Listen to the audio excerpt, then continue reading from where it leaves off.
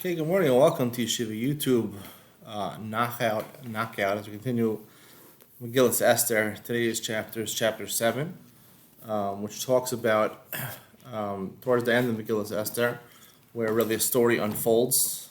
The real story, the climax of the story happens, where Esther gathers Haman to a feast with Achashverosh, and ultimately the downfall of Haman comes out through Esther.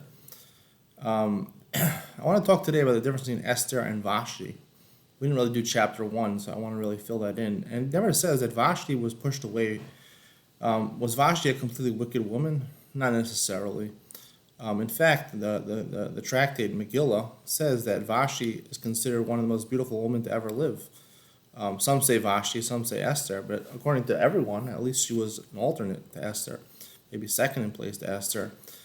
And it doesn't say that Vashti was killed. It just says Vashti was sent away from being the queen. She wasn't the queen anymore. She was the queen at one point.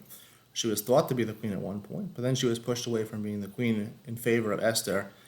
And the reason Esther won over the heart of Achashverosh is because of Mordechai. Mordechai, as I said, is that religious, the spiritual side of King Achashverosh, as opposed to Haman, the secular side of King Achashverosh.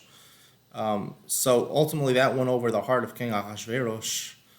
Esther won it over. Esther helped win it over with her Jewish heart, her Yerushalayim Shel Zav, her golden heart, and that's really what really the difference in Vashti and Esther. Vashti and Esther are both beautiful ladies.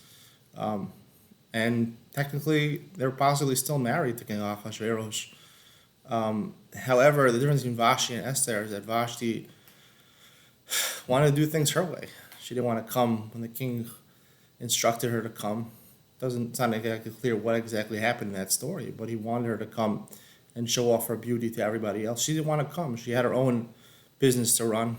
She was busy with her own involvements, and she wouldn't come. But the real Queen Esther, who deferred to King Achashverosh, had that Jewish heart, that heart of gold.